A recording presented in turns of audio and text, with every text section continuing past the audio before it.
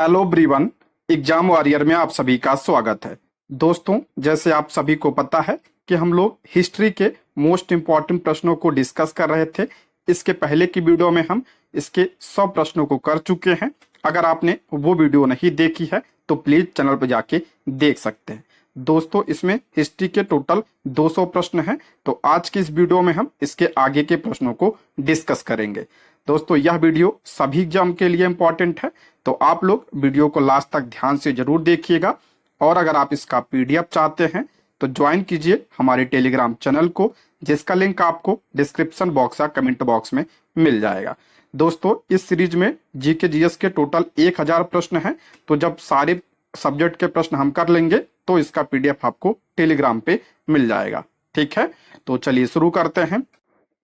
आज का पहला प्रश्न है, शिवाजी ने प्रारंभिक संघर्ष निम्नलिखित में से किसके विरुद्ध किया था? शिवाजी ने प्रारंभिक संघर्ष किसके विरुद्ध किया था? तो ऑप्शन डी इसका करेक्ट आंसर हो जाएगा, बीजापुर के विरुद्ध। ऑप्शन डी इसका करेक्ट आंसर हो जाएगा। देखते हैं इसके बारे में। प्रारंभ में शिवाजी के बीजापुर के साथ लंबे संघर्ष के बाद अंततः 1659 में अफजल खान की हत्या के बाद बीजापुर पर अधिकार कर लिया। अफजल खान बीजापुर का ही था, उसके अलावा बीजापुर के अन्य शासकों ने भी शिवाजी पर आक्रमण किए थे। ठीक है, इसको ध्यान रखिएगा, इंपॉर्टेंट है। नेक्स्ट है, किस अधिनियम में प्रांतों में द्वैध शासन की स्थापना की गई? मोस्ट इंपॉर्टेंट प्रश्न है, किस अधिनियम में प्रांतों में द्वैध शासन की स्थापना की गई थी? तो ऑप्शन ए इसका राइट आंसर हो जाएगा, भारत शासन अधिनियम 1919। ऑप्शन ए इसका करेक्ट आंसर हो जाएगा। भारत शासन अधिनियम 1919 में प्रांतों में द्वैध शासन की स्थापना हुई। इसे चेम्सफोर्ड सुधार भी कहा जाता है। इसे चेम्सफोर्ड सुधार भी कहा जाता है। इसके अंतर्गत प्रांतीय विषयों को आरक्षित एवं हस्तांतरित भागों में विभक्त किया गया। इसे ही द्वैध शासन कहा जाता है। ठीक है, इंपॉर्टेंट है, इसको ध्यान रखिएगा।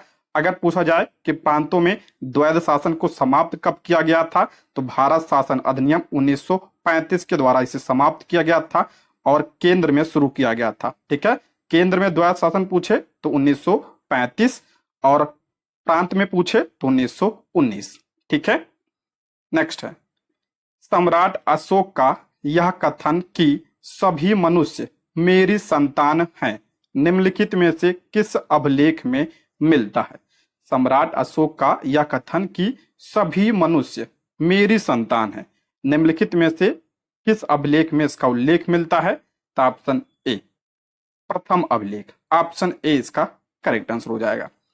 प्रथम पृथक शिलालेख जो कि धौली में स्थापित था, में अशोक ने कहा था कि सभी मनुष्य मेरी संतान है। ठीक है, पहले शिलालेख में। नेक्स्ट, चंपारण आने के लिए गांधी जी को किसने प्रेरित किया था? सभी को पता होगा और बहुत इंपॉर्टेंट प्रश्न है, कई बार पूछा गया है ये। तो ऑप्शन बी इसका राइट आंसर हो जाएगा, राजकुमार शुक्ल के बुलावे पे गांधी जी चंपारण गए थे। और चंपारण किसान आंदोलन हुआ कब था? तो 1917 में चंपारण आंदोलन हुआ था और ये गांधी जी के द्वारा किया गया भारत में पहला सत्याग्रह था। चंपारण कहाँ पे है? तो बिहार में।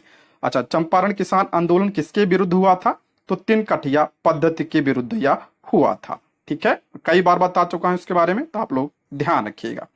इस आंदोलन के पश्चात तीन कठिया पद्धति समाप्त कर अवैध रूप से वसूल धन का 25% भाग किसानों को वापस कर दिया गया था।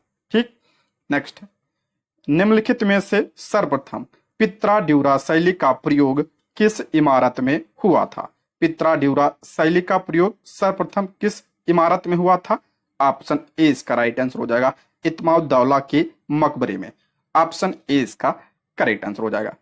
मुगल काल में सर्वप्रथम पित्रा-ड्यूरा शैली का प्रयोग नूरजहां ने अपने पिता इत्माउद्दौला के मकबरे में करवाया था। ठीक है, इंपॉर्टेंट है, इसको ध्यान रखिएगा आप लोग। आगे बढ़ते हैं। इत्माउद्दौला का मकबरा कहाँ पे है? तो ये आगरा में स्थित है। ठीक है, आगरा में है ये, और यह 1626 ईस्वी में बनवाया था। किसने? तो नूरजहां ने बनवाया था। अगला प्रश्न है, निम्नलिखित में से किस आंदोलन से अरोड़ा आसफ अली जुड़ी हुई थी? अरोड़ा आसफ अली किस आंदोलन से जुड़ी हुई थी? तो इसका राइट आंसर हो जाएगा ऑप्शन बी, भारत छोड़ो आंदोलन। ऑप्शन बी इसका करेक्ट आंसर हो जाएगा। भारत छोड़ो आंदोलन कब शुरू हुआ था? तो 8 अगस्त 1942 को यह शुरू हुआ था और 9 अगस्त 1942 को कांग्रेस के बड़े नेताओं को गिरफ्तार कर लिया गया था ऑपरेशन जीरो आवर के तहत। अंग्रेजों के दमन के बाद भूमिगत आंदोलन का नेतृत्व जयप्रकाश नारायण, राम मनोहर लोहिया, अरोड़ा आसफ अली आदि ने किया था। पूछा जाता है कि जयप्रकाश नारायण को भारत छोड़ो आंदोलन के दौरान किस जेल में रखा गया था? तो हजारीबाग जेल में रखा गया था। इंपॉर्टेंट, इसको ध्यान रखिएगा, हजारीबाग जेल में रखा गया था इन्हें। ठीक है, नेक्स्ट, निम्नलिखित में से कौन भारत छोड़ो आंदोलन से संबंधित नहीं था? भारत छोड़ो आंदोलन से संबंधित कौन नहीं था? Option C, Mohammad Ali Jinnah. Option C इसका करेक्ट आंसर हो जाएगा। भारत छोड़ो आंदोलन में मोहम्मद अली जिन्ना ने भाग नहीं लिया था, परंतु अरोड़ा आसफ अली और जयप्रकाश नारायण ने गांधी जी की गिरफ्तारी के बाद आंदोलन का भूमिगत रूप से संचालन और नेतृत्व किया था। नेक्स्ट बढ़ते हैं, निम्नलिखित में से किस दल ने 3 जुलाई 1947 को भारत के विभाजन के विरुद्ध काले दिवस के रूप में मनाया था? क्योंकि विभाजन के बाद मुस्लिम बाहुल प्रांतों को चुनाव करना था कि वे भारत में शामिल होंगे या नवगठित पाकिस्तान में। तो इसका राइट आंसर हो जाएगा option A, Hindu Mahasabha. Option A इसका करेक्ट आंसर हो जाएगा। हिंदू महासभा ने 3 जुलाई 1947 को भारत के विभाजन के विरुद्ध काले दिवस के रूप में मनाया था। इसको ध्यान रखिएगा, क्योंकि विभाजन के बाद मुस्लिम बाहुल प्रांतों को चुनाव करना था कि वो भारत में शामिल होंगे या नवगठित पाकिस्तान में। नेक्स्ट बढ़ते हैं, 19वीं शताब्दी में यंग बंगाल आंदोलन के प्रवर्तक थे। टीआरई 3 में पूछा गया था, ये इंपॉर्टेंट है। 19वीं शताब्दी में यंग बंगाल आंदोलन के प्रवर्तक थे। तो ऑप्शन ए इसका राइट आंसर हो जाएगा, Henry Vivian Derozio. Option A इसका करेक्ट आंसर हो जाएगा। बंगाल में राष्ट्रीय चेतना को जागृत करने के उद्देश्य से हेनरी विवियन डेरोजियो ने 1809 से 1831 ईस्वी तक यंग बंगाल आंदोलन चलाया था। डेरोजियो ने बंगाल के नव युवकों को आधुनिक तर्क, बुद्धिवार, समानता, स्वतंत्रता जैसी बातों के बारे में जानकारी दी। नेक्स्ट, जालियांवाला बाग हत्याकांड की जांच के लिए बनाई गई समिति का नाम क्या था? इंपॉर्टेंट प्रश्न है। जालियांवाला बाग हत्याकांड की जांच के लिए बनाई गई समिति कौन सी थी? तो हंटर कमीशन। ऑप्शन ए इसका करेक्ट आंसर हो जाएगा, हंटर कमीशन। ब्रिटिश सैन्य अधिकारी जनरल डायर ने 13 अप्रैल 1919 को जालियांवाला बाग में एकत्रित निहत्थे लोगों पर अंधाधुंध गोलियां बरसाई थी। उसकी जांच के लिए एक कमेटी का गठन हुआ था। उसके अध्यक्ष जीसी हंटर थे। बाद में इस कमीशन ने जनरल डायर को निर्दोष करार दिया था। जालियांवाला बाग हत्याकांड कब हुआ था? 13 अप्रैल 1919 को हुआ था। किस दिन हुआ था आपकी बार पूछा गया था? तो बैसाखी के दिन हुआ था। ये पॉइंट भी आप लोग ध्यान रखिएगा, ठीक है। और इसकी जांच के लिए हंटर कमेटी का गठन किया गया था और इसमें 3 भारतीय भी थे। मैंने बताया था, अगर आप लोग कमेंट बॉक्स में बता सकते हैं तो बताइएगा जरूर, ठीक। नेक्स्ट, निम्नलिखित में से पुरुष सूक्त किसका भाग है? निम्नलिखित में से पुरुष सूक्त किसका भाग है? तो ऑप्शन ए, ऋग्वेद का। ऑप्शन ए इसका करेक्ट आंसर हो जाएगा। पुरुष सूक्त ऋग्वेद का भाग है। ऋग्वेद के पुरुष सूक्त में वर्ण व्यवस्था का उल्लेख है। इसमें विराट पुरुष के मुख से ब्राह्मण, भुजा से क्षत्रिय, जांग से वैश्य और पैरों से शूद्र की उत्पत्ति मानी जाती है, ठीक है। पुरुष सूक्त किससे संबंधित है? तो ऋग्वेद से यह संबंधित है। ऋग्वेद की बात करें तो सबसे पुराना वेद है। कितने मंडल है इसमें? तो 10 मंडल है। तीसरे मंडल में किसका उल्लेख मिलता है? तो गायत्री मंत्र का उल्लेख मिलता है। तीसरे में गायत्री मंत्र का उल्लेख मिलता है। 9वें मंडल में सोम देवता का उल्लेख मिलता है। ये पॉइंट भी आप लोग ध्यान रखिए। और 10वें मंडल में जो है वर्ण व्यवस्था का उल्लेख मिलता है, 4 वर्ण होगा। नेक्स्ट है, पानीपत के तृतीय युद्ध में मराठों की ओर से लड़ते हुए मरने वाला मुसलमान सेना नायक था। पानीपत के तृतीय युद्ध में मराठों की ओर से लड़ते हुए मरने वाला मुसलमान सेना नायक था? तो ऑप्शन ए इब्राहिम खान गारदी।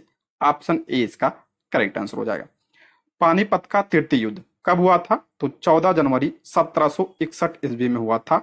मराठा सदाशिवराव भाऊ और अफगान अहमद शाह अब्दाली के बीच यह युद्ध हुआ था। इसमें जो है अहमद शाह अब्दाली विजयी हुआ था और मराठों की इसमें हार हुई थी। अफगानों द्वारा मराठा तोपची इब्राहिम खान गारदी को बंदी बनाकर उसकी हत्या कर दी गई थी। ठीक है, पानीपत का तृतीय युद्ध 1761 में हुआ था। ठीक है, नेक्स्ट बढ़ते हैं। निम्नलिखित कथनों पर विचार कीजिए। देखते हैं, इसमें पहला है 1857 की क्रांति की शुरुआत एक सैन्य विद्रोह के रूप में हुई थी। बिल्कुल सही है, इसे सैन्य विद्रोह भी कहा जाता है, ये सही है। कालांतर में इसका रूप बदलकर ब्रिटिश सत्ता के विरुद्ध एक जनव्यापी विद्रोह के रूप में हो गया, जिसे भारत का पहला स्वतंत्रता संग्राम कहा गया। ये भी आपका सही है, तो इसका राइट आंसर हो जाएगा ऑप्शन सी। ऑप्शन सी इसका करेक्ट आंसर हो जाएगा। दोनों कथन बिल्कुल सही हैं। 1857 का विद्रोह का तत्कालिक कारण चर्बी लगे कारतूसों की वजह से हुआ और प्रारंभ में यह सैन्य विद्रोह ही था, परंतु कालांतर में ब्रिटिश सरकार की गैरकानूनी नीतियों और शोषण से समाज के सभी वर्गों, मजदूर, किसान, शिक्षक, वकील, महिलाओं के प्रयासों से यह एक जनव्यापी विद्रोह बन गया था। ठीक है, बाद में क्या बन गया था? जनव्यापी विद्रोह बन गया था। पहले ये सिपाही विद्रोह था। ठीक है, इंपॉर्टेंट, इसको ध्यान रखिएगा। 1857 की क्रांति किसके समय में हुई थी? उस समय गवर्नर जनरल कौन था? तो लॉर्ड कैनिंग उस समय जो है गवर्नर जनरल था। ठीक है, शुरुआत कहां से हुई थी इसकी? तो मेरठ से इसकी शुरुआत हुई थी। ठीक, नेक्स्ट बढ़ते हैं। भारतीय राष्ट्रीय कांग्रेस एवं मुस्लिम लीग के बीच प्रसिद्ध लखनऊ समझौता हस्ताक्षरित हुआ था। मोस्ट इंपॉर्टेंट है, लखनऊ समझौता कब हुआ था? ये तो 1916 में हुआ था। ऑप्शन सी इसका करेक्ट आंसर हो जाएगा। कई बार बताया हूं इसके बारे में, इंपॉर्टेंट है ये। देखिए, भारत में संवैधानिक सुधारों के लिए एकीकृत योजना बनाई जा सके, इसके लिए सन 1916 में कांग्रेस एवं मुस्लिम लीग के मध्य समझौता हुआ था। इसमें कांग्रेस द्वारा मुसलमानों के लिए प्रथम बार पृथक निर्वाचक मंडल की मांग को स्वीकार कर लिया गया था। ये इंपॉर्टेंट पॉइंट, इसको ध्यान रखिएगा। लखनऊ अधिवेशन की अध्यक्षता किसने किया था? ये भी बहुत इंपॉर्टेंट है, कई बार पूछा गया है। तो अंबिका चरण मजूमदार ने। ठीक है, अंबिका चरण मजूमदार ने इसकी अध्यक्षता की थी। और इसी अधिवेशन में नरम दल और गरम दल एक हो गए थे। ये भी ध्यान रखिएगा, नरम दल गरम दल एक हो गए थे, क्योंकि इसके पहले जो है 1907 में कांग्रेस का विभाजन हो गया था नरम दल और गरम दल में। ठीक है, ये पॉइंट भी आप लोग ध्यान रखिएगा। नेक्स्ट, वर्ष 1905 में सर्वेंट ऑफ इंडिया सोसाइटी की स्थापना कहां हुई थी? मोस्ट इंपॉर्टेंट पूछा गया प्रश्न है। 1905 में सर्वेंट ऑफ इंडिया सोसाइटी की स्थापना कहां पे हुई थी? तो पूना में। ऑप्शन डी इसका करेक्ट आंसर हो जाएगा। गोपाल कृष्ण गोखले ने वर्ष 1905 में पूना में भारत सेवक मंडल, जिसे सर्वेंट ऑफ इंडिया सोसाइटी कहा जाता है, इसकी स्थापना की थी। टीआरई 1 में प्रश्न बना था, ध्यान रखिएगा। ठीक है, भारत सेवक मंडल या सर्वेंट ऑफ इंडिया सोसाइटी की स्थापना किसने किया था? गोपाल कृष्ण गोखले ने किया था। कब किया था? 1905 में। कहां पे किया था? तो पूना में किया था। ये पॉइंट भी आप लोग ध्यान रखिएगा। इस सोसाइटी ने वी श्रीनिवास शास्त्री, जी के देवधर, पंडित हृदयनाथ कंजरू एवं एम जोशी जैसे महान समाज सेवक पैदा किए। अगला, मुस्लिम लीग के किस अधिवेशन में मोहम्मद अली जिन्ना ने दो राष्ट्रों के सिद्धांत को प्रतिपादित किया था? मैंने कई बार प्रैक्टिस सेट में करवाया है, इंपॉर्टेंट है ये। तो ऑप्शन डी, लाहौर अधिवेशन 1940। ऑप्शन डी इसका करेक्ट आंसर हो जाएगा। मुस्लिम लीग के लाहौर अधिवेशन सन 1940 में मोहम्मद अली जिन्ना के द्विराष्ट्र सिद्धांत को मान्यता दी गई थी। यानी पाकिस्तान प्रस्ताव को कब पारित किया गया था? तो 1940 लाहौर अधिवेशन में। ठीक है, ये इंपॉर्टेंट है, आप लोग ध्यान रखिएगा। और लाहौर अधिवेशन की अध्यक्षता किसने किया था? तो मोहम्मद अली जिन्ना ने इसकी अध्यक्षता की थी। इस अधिवेशन में पृथक मुस्लिम राज्य के निर्माण प्रस्ताव में पाकिस्तान शब्द का उल्लेख नहीं था। ये पॉइंट आप लोग ध्यान रखिएगा। अगला प्रश्न है, मिलान करना है सूची 1 का सूची 2 से। तो देखते हैं, पहला इसमें अगस्त घोषणा अगस्त घोषणा 1917 में, और ये किससे संबंधित है तो मॉन्टेग्यू से संबंधित है। अगस्त प्रस्ताव मैंने कई बार बताया है 1940 में, किससे संबंधित है तो लॉर्ड लिथगो से। अगस्त संकल्प का संबंध गांधी जी से है, और प्रत्यक्ष कार्यवाही तो ये मोहम्मद अली जिन्ना से। ठीक है, यहाँ पे हम देखते हैं अगस्त घोषणा तो मॉन्टेग्यू कब आया था 20 अगस्त 1917। अगस्त प्रस्ताव इंपॉर्टेंट है, ये लॉर्ड लिथगो लाया था कब 8 अगस्त 1940 को। अगस्त संकल्प महात्मा गांधी जी 9 अगस्त 1942, और प्रत्यक्ष कार्रवाई तो मोहम्मद अली जिन्ना। ये इंपॉर्टेंट है, प्रत्यक्ष कार्रवाई दिवस मुस्लिम लीग ने कब मनाया था तो 16 अगस्त 1946 को मनाया था। ठीक है, ये इंपॉर्टेंट है, इसको ध्यान रखिएगा। अगला, निम्नलिखित में से वर्ष 1947 में भारत के विभाजन का कारण था। 1947 में भारत के विभाजन का कारण क्या था तो इसका राइट आंसर हो जाएगा ऑप्शन डी, उपयुक्त सभी, यानी सांप्रदायिक शक्तियों की विजय, कांग्रेस की नीतियों की विफलता, अंग्रेजों की फूट डालो और राज करो की नीति। ऑप्शन डी इसका करेक्ट आंसर हो जाएगा। सांप्रदायिक शक्तियों की विजय, कांग्रेस की नीतियों की विफलता, अंग्रेजों की फूट डालो और राज करो की नीति आदि कारणों से माउंट बेटन योजना के अंतर्गत 15 अगस्त 1947 को भारत का विभाजन भारत और पाकिस्तान के रूप में दो स्वतंत्र राष्ट्रों में हुआ। नेक्स्ट है, निम्नलिखित में से जिस वेद की रचना गद्य एवं पद्य दोनों में की गई है उसका नाम है।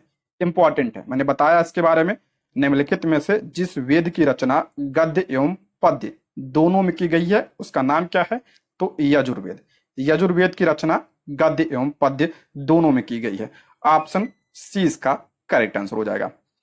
यजुर्वेद की रचना गद्य और पद्य दोनों में की गई है। यजुर्वेद यज्ञ संबंधी विधि विधानों से संबंधित है। इंपॉर्टेंट है, इसके दो भाग हैं, शुक्ल यजुर्वेद, ये जो शुक्ल यजुर्वेद है ये केवल पद्य में लिखा गया है, और दूसरा आपका कृष्ण यजुर्वेद है, और ये गद्य और पद्य दोनों में लिखा गया है। यजुर्वेद की बात करें, इसे कर्मकांडी वेद भी कहा जाता है। ठीक है, कर्मकांडी वेद भी कहा जाता है यजुर्वेद को, इसको ध्यान रखिएगा, पूछा जाता है ये। ठीक, नेक्स्ट, अशोक के किस स्तंभ लेख पर हाथी का अंकन किया गया है। अशोक के किस स्तंभ लेख पर हाथी का अंकन किया गया है तो ऑप्शन सी शकिंसा। ऑप्शन सी इसका करेक्ट आंसर हो जाएगा।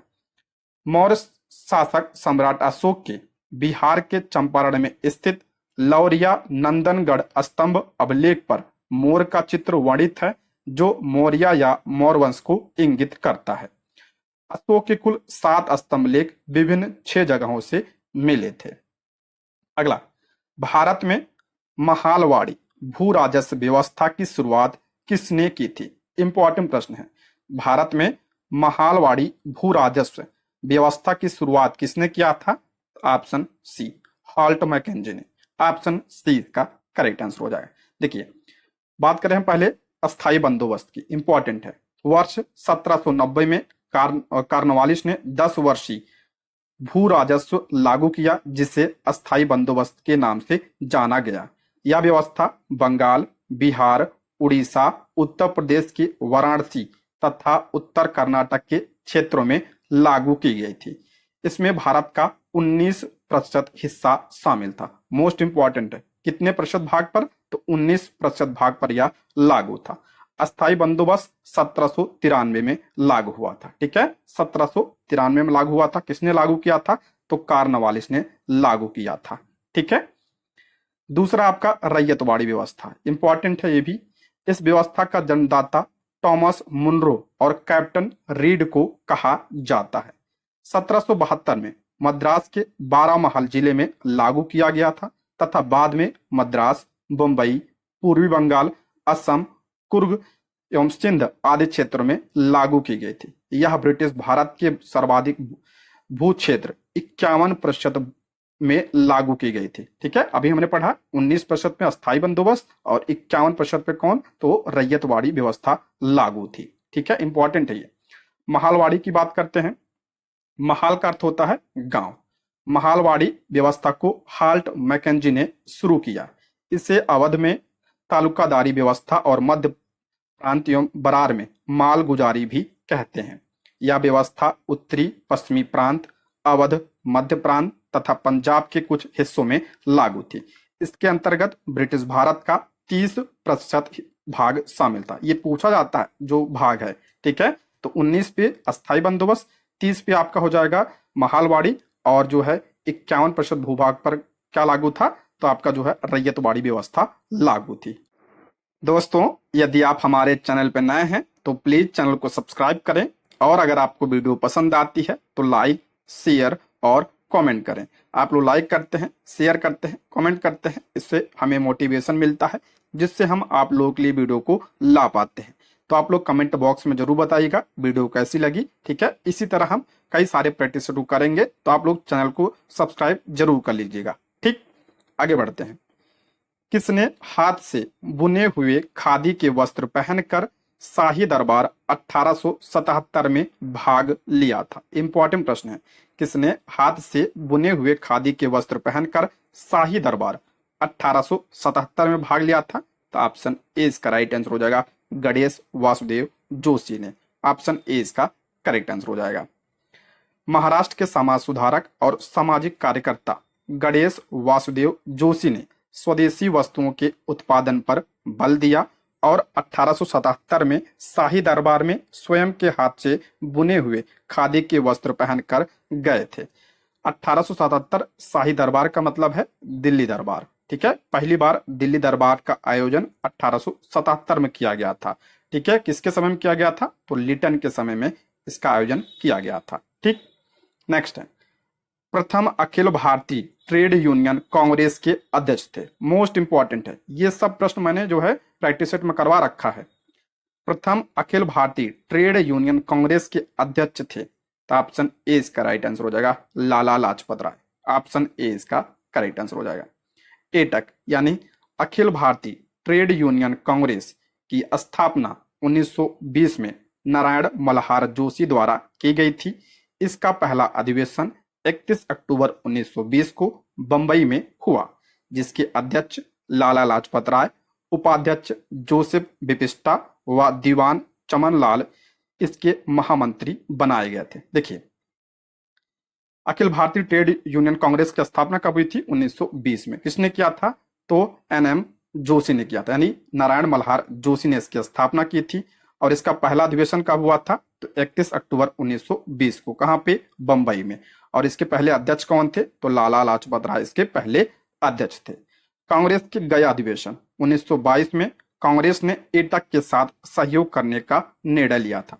कांग्रेस का गया अधिवेशन कब हुआ था? 1922 में हुआ था। और इसकी अध्यक्षता किसने किया था? तो CR दास ने इसकी अध्यक्षता की थी। ये भी इंपॉर्टेंट है, इसको ध्यान रखिएगा।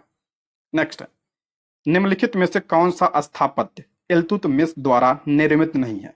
निम्नलिखित में से कौन सा स्थापत्य इल्तुतमिश द्वारा निर्मित नहीं है? तो ऑप्शन डी, कसर ए सफेद। ऑप्शन डी इसका करेक्ट आंसर हो जाए। इल्तुतमिश ने बदायूं में हौजे शमसी, जामा मस्जिद एवं शमसी ईदगाह का निर्माण करवाया था। बलबन ने दिल्ली में महल कसर ए लाल एवं स्वयं के मकबरे का निर्माण करवाया था। बलबन ने इल्तुतमिश का कसर ए सफेद यानी श्वेत महल भी बनवाया था। उसने दार उल अमन का निर्माण करवाया था, जहां सुल्तानों की समाधियां स्थित हैं। अगला प्रश्न है, किस वायसराय को भारतीय राष्ट्रवाद का उत्प्रेरक कहा गया है? इंपॉर्टेंट प्रश्न है। किस वायसराय को भारतीय राष्ट्रवाद का उत्प्रेरक कहा गया है?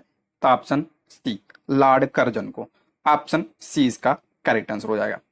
भारतीय राष्ट्रवाद का उत्प्रेरक British governor general Lord Curzon को कहा गया है, क्योंकि उसके सन 1905 में बंगाल विभाजन जैसे कार्यों से फूट डालो और राज करो की नीति मजबूत हुई। बंगाल विभाजन को रद्द करने तक सांप्रदायिक निर्वाचन 1909 के अधिनियम से आदि गतिविधियां हो गई थी। बंगाल विभाजन कब हुआ था? 1905 में। किसने किया था? तो लॉर्ड कर्जन ने किया था। इंपॉर्टेंट, इसको ध्यान रखिएगा। नेक्स्ट है, सुभाष चंद्र बोस के द्वारा 1939 में निम्न में से किस संस्था की स्थापना की गई थी? ये पूछा गया प्रश्न है। सुभाष चंद्र बोस के द्वारा 1939 में किसकी स्थापना की गई थी? तो फॉरवर्ड ब्लॉक की स्थापना की गई थी। ऑप्शन सी इसका करेक्ट आंसर हो जाएगा। वर्ष 1939 में त्रिपुरी संकट के बाद कांग्रेस की अध्यक्षता से त्याग पत्र के पश्चात सुभाष चंद्र बोस ने फॉरवर्ड ब्लॉक की स्थापना की थी। कब किया था? 1939 में इसकी स्थापना की गई थी। ठीक है, अगर पूछा जाए कि सुभाष चंद्र बोस के इस्तीफे के बाद कांग्रेस का अध्यक्ष कौन बना था, तो डॉक्टर राजेंद्र प्रसाद बने थे। ये पॉइंट भी ध्यान रखिएगा, कई बार पूछा गया है। ठीक, नेक्स्ट है, गांधी जी द्वारा दांडी यात्रा प्रारंभ की गई थी।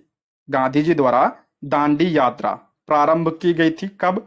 तो ऑप्शन बी 12 मार्च 1930 को। ऑप्शन बी इसका करेक्ट आंसर हो जाएगा।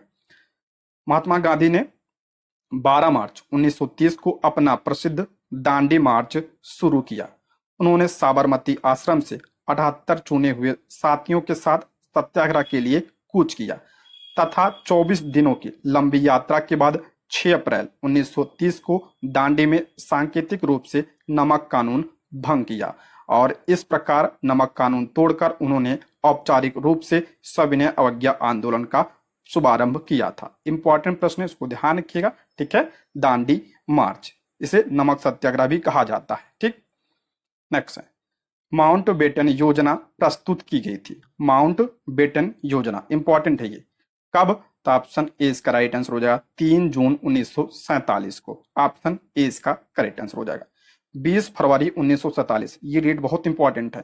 20 फरवरी 1947 को इटली ने हाउस ऑफ कॉमन्स के समक्ष बयान दिया कि जून 1948 तक अंग्रेज भारत छोड़ देंगे। माउंट बेटन द्वारा तैयार की गई भारत विभाजन की योजना को माउंट बेटन योजना के नाम से जाना जाता है। ठीक है, 3 जून 1947 को। अगला, निम्नलिखित में से कौन भारतीय राष्ट्रीय कांग्रेस के अंदर संविधानवादी समझे जाते थे? इंपॉर्टेंट है, निम्नलिखित में से कौन भारतीय राष्ट्रीय कांग्रेस के अंदर संविधानवादी समझे जाते थे? तो ऑप्शन डी सत्यमूर्ति एवं के.एम. मुंशी। ऑप्शन डी इसका करेक्ट आंसर हो जाएगा। भारतीय राष्ट्रीय कांग्रेस के अंदर सत्यमूर्ति और के.एम. मुंशी को संविधानवादी समझा जाता था। जवाहरलाल नेहरू आधुनिक वैज्ञानिक दृष्टिकोण के समर्थक थे और भारत की उन्नति के लिए वैज्ञानिक तथा प्रौद्योगिक ढंगों का प्रयोग करना चाहते थे। वर्ष 1916 में होम रूल का गठन किया गया था। इस सभी को पता होगा, 1916 में किसने किया था? एनी बेसेंट और बाल गंगाधर तिलक ने। अगला, बंगाल का विभाजन हुआ था, अभी बताया था, कब हुआ था? 1905 में इसका विभाजन हुआ था। ऑप्शन बी इसका राइट आंसर हो जाएगा। देखिए, कर्जन ने 20 जुलाई 1905 को बंगाल विभाजन के निर्णय की घोषणा की। यह 16 अक्टूबर 1905 से विभाजन प्रभावी हो गया। देखिए, घोषणा कब हुई थी? तो 20 जुलाई 1905 को इसकी घोषणा हुई थी और ये लागू कब हुआ? तो 16 अक्टूबर 1905 को यह लागू हुआ। बंगाल विभाजन के दिन को पूरे बंगाल में शोक दिवस के रूप में मनाया गया। ये पूछा गया TRE 1 में, किस दिवस के रूप में मनाया गया था? तो शोक दिवस के रूप में यह मनाया गया था।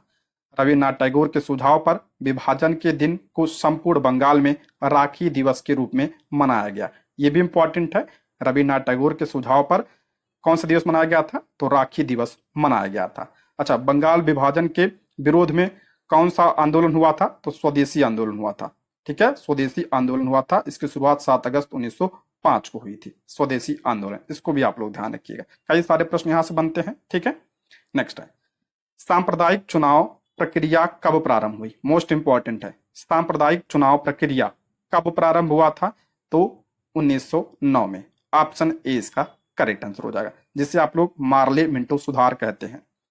1909 के अधिनियम में मार्ले मिंटो सुधार के तहत मुसलमानों के लिए पृथक प्रतिनिधित्व अथवा सांप्रदायिक निर्वाचन की व्यवस्था आरंभ की गई थी। इंपॉर्टेंट है ये।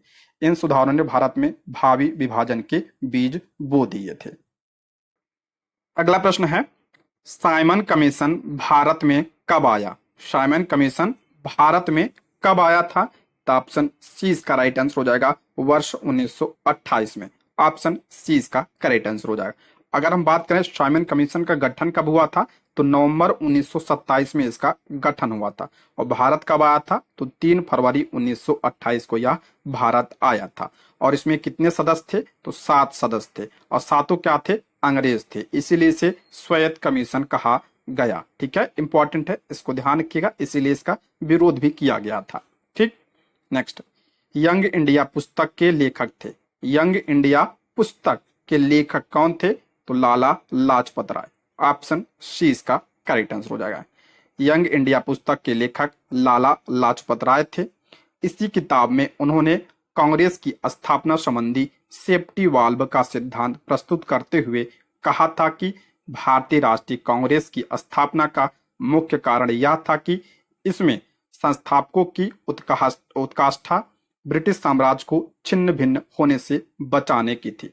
ये इंपॉर्टेंट, इसको ध्यान रखिएगा। सेफ्टी वाल्व का सिद्धांत किसने दिया था, तो लाला लाजपत राय ने दिया था। ठीक है, कांग्रेस के बारे में।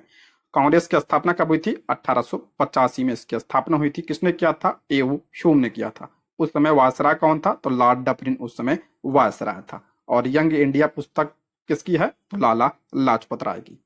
नेक्स्ट, मौर्यकालीन प्रशासन में संवादवाहक को क्या कहा जाता था। मौर्यकालीन प्रशासन में संवादवाहक को क्या कहा जाता था, तो ऑप्शन बी प्रतिवेदक। ऑप्शन बी इसका करेक्ट आंसर हो जाएगा। ठीक है, नेक्स्ट, निम्नलिखित को काल क्रमानुसार लगाते हुए नीचे दिए कूट से सही उत्तर चुनिए। देखते हैं, यहां पे हम देख लेते हैं इसका।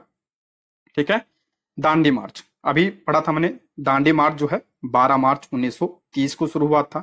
गांधी इरविन समझौता कब हुआ था, मोस्ट इंपॉर्टेंट ये पूछा गया प्रश्न है। इसे दिल्ली समझौता भी कहा जाता है, गांधी इरविन समझौता। ठीक है, कब हुआ था, 5 मार्च 1931 को हुआ था।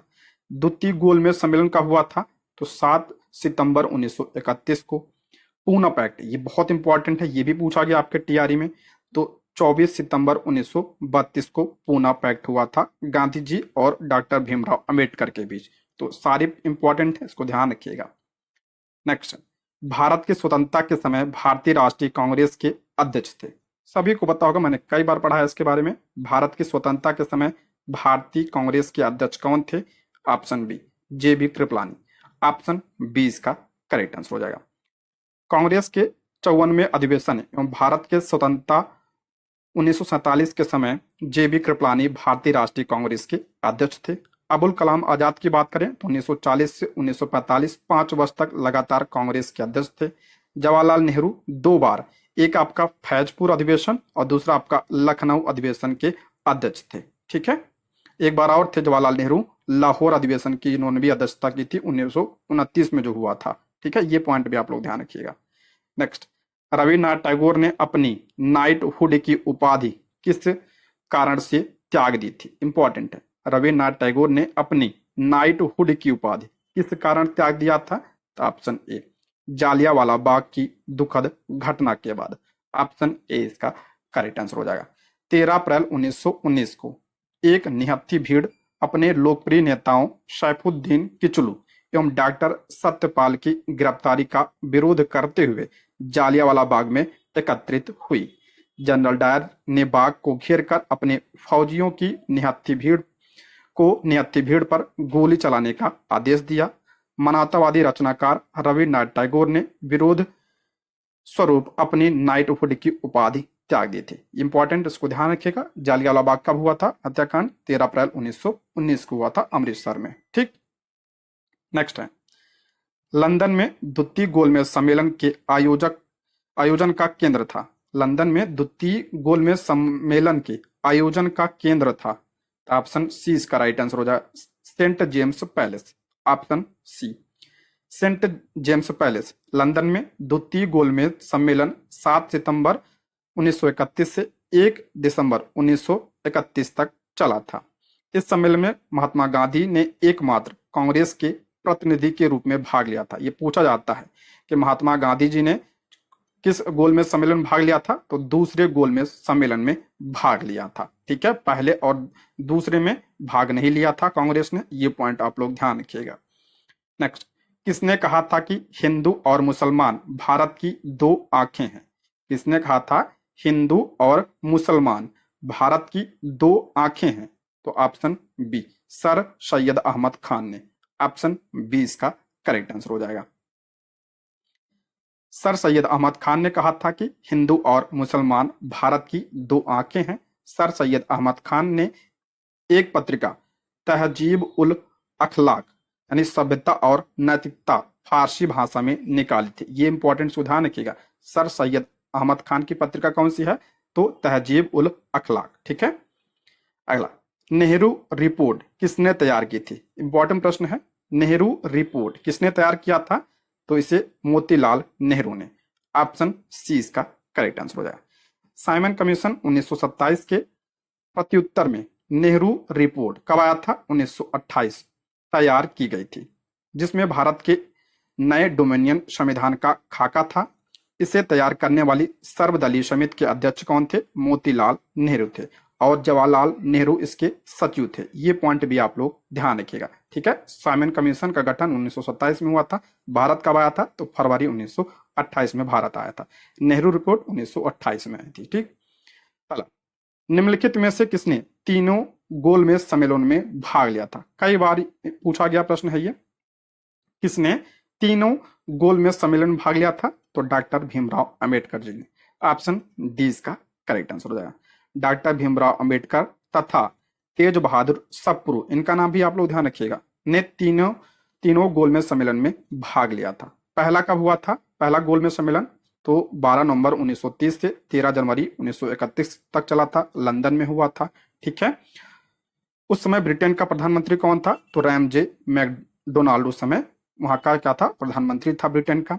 और भारत का वायसराय कौन था? तो इरविन। पहले गोलमेज सम्मेलन के दौरान भारत का वायसराय इरविन था, और इसमें जो है 76 प्रतिभागियों ने भाग लिया था। ठीक है। कौन कौन भाग लिया था इसमें? तो बी.एस. मुंजे, M.R. जयकर हिंदू महासभा के प्रतिनिधि थे। राजस्थान के 3 शासक बीकानेर के गंगा सिंह, धौलपुर के उदयभान सिंह व अलवर के जय सिंह ने भाग लिया था। द्वितीय गोलमेज सम्मेलन की बात करें, कब हुआ था? 7 सितंबर 1931 से 1 दिसंबर 1931 तक लंदन में हुआ था, और इसमें जो है गांधी जी भाग लिए थे, इसीलिए इंपॉर्टेंट है ये दूसरा गोलमेज सम्मेलन। कांग्रेस के एकमात्र सदस्य गांधी जी थे। ठीक है। जो SS राजपुताना नामक जहाज से लंदन गए थे, ये भी एक बार पूछा गया है प्रश्न। ठीक है। किस जहाज से गए थे? तो SS राजपुताना जहाज से गए थे। ठीक है। ये पॉइंट भी आप लोग ध्यान रखिएगा। और द्वितीय गोलमेज सम्मेलन समय जो है भारत का वायसराय कौन था? तो वेलिंगटन था। पहले एक समय इरविन था, दूसरे समय वेलिंगटन था। ठीक। तृतीय की बात करें, तृतीय आपका 17 नवंबर 1932 से 24 दिसंबर 1932 तक चला था। ये भी आपका लंदन में हुआ था, और उस समय जो है ब्रिटिश प्रधानमंत्री कौन था? तो रैमजे मैकडोनाल्ड था। ठीक है। तीनों गोलमेज सम्मेलन के दौरान यही था। नेक्स्ट, हिंदू विधवा पुनर्विवाह एक्ट किस गवर्नर के समय पारित हुआ था? इंपॉर्टेंट है। हिंदू विधवा पुनर्विवाह एक्ट किस गवर्नर के समय पारित हुआ था? तो लॉर्ड कैनिंग। ऑप्शन ए इसका करेक्ट आंसर हो जाएगा। हिंदू विधवा पुनर्विवाह एक्ट 1856 में पारित हुआ था। इस समय भारत का गवर्नर जनरल कौन था? तो लॉर्ड कैनिंग उस समय जो है गवर्नर जनरल था। इस एक्ट के तहत विधवा महिलाओं को पुनर्विवाह की अनुमति मिली थी। अच्छा, ये किसके प्रयासों से पास हुआ था? तो ईश्वर चंद्र विद्यासागर के प्रयासों से। अगला, किस जैन ग्रंथ के अनुसार 22वें तीर्थंकर अरष्ट नेमि वासुदेव कृष्ण के समकालीन थे? किस ग्रंथ के अनुसार, जैन ग्रंथ के अनुसार 22वें तीर्थंकर अरष्ट नेमि वासुदेव कृष्ण के समकालीन थे? तो ऑप्शन ए इसका राइट आंसर हो जाएगा, उत्तराध्ययन सूत्र। ऑप्शन ए इसका करेक्ट आंसर हो जाएगा। ठीक है। 22वें तीर्थंकर कौन थे? तो आपका जो है अरष्ट नेम जो है 22वें तीर्थंकर थे। ठीक है। पहले कौन थे? तो पहले जो है आपका ऋषभ देव थे। ये पॉइंट भी आप लोग ध्यान रखिएगा। ऋग्वेद में ऋषभ देव तथा अरष्ट नेम का उल्लेख मिलता है, ये इंपॉर्टेंट है। ठीक है। दूसरे तीर्थंकर अजितनाथ का उल्लेख यजुर्वेद में मिलता है, ये भी आप लोग ध्यान रखिए। ऋग्वेद में किसका? तो ऋषभ देव और अरष्ट नेम का उल्लेख मिलता है, और दूसरे तीर्थंकर अजितनाथ का उल्लेख यजुर्वेद में मिलता है। 23वें तीर्थंकर पूछा जाता है अक्सर एग्जाम में, कौन थे? तो 23वें तीर्थंकर पार्श्वनाथ थे। ठीक है। 23वें पार्श्वनाथ थे, और 24वें कौन थे? तो महावीर स्वामी थे। नेक्स्ट, अशोक के किस स्तंभ लेख में आजीविकों व निर्ग्रंथों का संघ के साथ उल्लेख मिलता है? तो ऑप्शन हो जाएगा इसका ए इसका करेक्ट आंसर हो जाएगा, 7वां बृहद स्तंभ लेख। ऑप्शन ए इसका करेक्ट आंसर हो जाएगा। अशोक के बृहद स्तंभ लेख 7 हैं जो 6 स्थानों से प्राप्त होते हैं। दिल्ली टोपरा स्तंभ पहले अंबाला हरियाणा में स्थित था, जिसे फिरोज शाह तुगलक ने दिल्ली में स्थापित करवाया था। ये इंपॉर्टेंट, इसको ध्यान रखिएगा, ठीक है। दिल्ली टोपरा स्तंभ पहले कहाँ पे था? तो हरियाणा में था, बाद में ये दिल्ली में। किसने करवाया था? तो फिरोज शाह तुगलक ने। केवल इस बृहद स्तंभ लेख में 1 से 7 अभिलेख मिलते हैं तथा इसके 7वें स्तंभ लेख में आजीविकों व निर्ग्रंथों का संघ के साथ उल्लेख मिलता है। अगला, हड़प्पा कालीन स्थल कुंतासी स्थित है। हड़प्पा कालीन स्थल कुंतासी जो है कहाँ पे है? तो ये आपका पश्चिमी सौराष्ट्र में। ऑप्शन बी इसका करेक्ट आंसर है, सौराष्ट्र में है, ठीक। नेक्स्ट, अलाउद्दीन खिलजी द्वारा प्रचलित बाजार नियंत्रण व्यवस्था की देखरेख किस विभाग के नियंत्रणाधीन थी? इंपॉर्टेंट है, पहले तो आप लोग यही ध्यान रखिएगा, बाजार नियंत्रण व्यवस्था किसने शुरू किया था? तो अलाउद्दीन खिलजी ने, ठीक है। अलाउद्दीन खिलजी द्वारा प्रचलित बाजार नियंत्रण व्यवस्था की देखरेख किस विभाग के द्वारा होता था? तो ऑप्शन ए दीवाने रियासत। ऑप्शन क्या हो जाएगा? ए इसका करेक्ट आंसर हो जाएगा। अलाउद्दीन खिलजी ने बाजार नियंत्रण हेतु दीवाने रियासत नामक विभाग की स्थापना की तथा शहना दीवाने मंडी व बरीद दीवान ए मंडी नामक अधिकारी नियुक्त किया था। ये पॉइंट आप लोग ध्यान रखिएगा। मलिक याकूब को प्रथम दीवाने रियासत नियुक्त किया गया था। अगला, श्रवण बेलगोला स्थित बाहुबली की महान प्रतिमा का निर्माण किस काल में हुआ था? तो इसका निर्माण जो है किस काल में हुआ था? इसका करेक्ट आंसर हो जाएगा आपका ऑप्शन बी गंग। ऑप्शन बी इसका करेक्ट आंसर हो जाएगा, गंग वंश में। देखते हैं यहाँ पे, श्रवण बेलगोला स्थित विशाल प्रतिमा 18 मीटर यानी 57 फुट ऊंची है और विश्व भर में एक पत्थर से बनी बिना किसी सहारे के खड़ी सबसे लंबी मूर्ति है। इसे मैसूर के गंग राजाओं के सेनापति एवं प्रधानमंत्री चामुंडा राय द्वारा बनवाया गया था, ठीक है। चामुंडा राय ने इसका निर्माण करवाया था। नेक्स्ट है, इंडिका का लेखक है। इंपॉर्टेंट प्रश्न है, सभी को पता होगा। इंडिका किसकी पुस्तक है? तो मेगस्थनीज की पुस्तक है। ऑप्शन बी इसका करेक्ट आंसर हो जाए।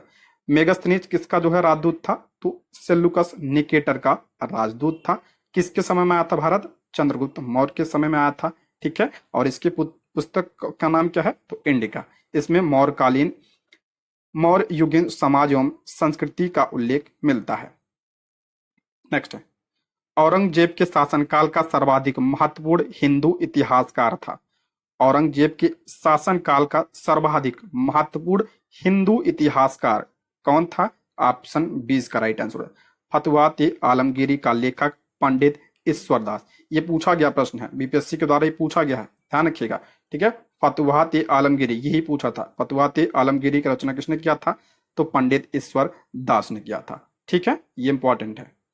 निम्नलिखित में से किस मस्जिद का निर्माण दिल्ली में निर्मित कुतुब मस्जिद तथा अढ़ाई दिन झोपड़े की भांति हुआ है? तो ऑप्शन सी खंभात की जामा मस्जिद।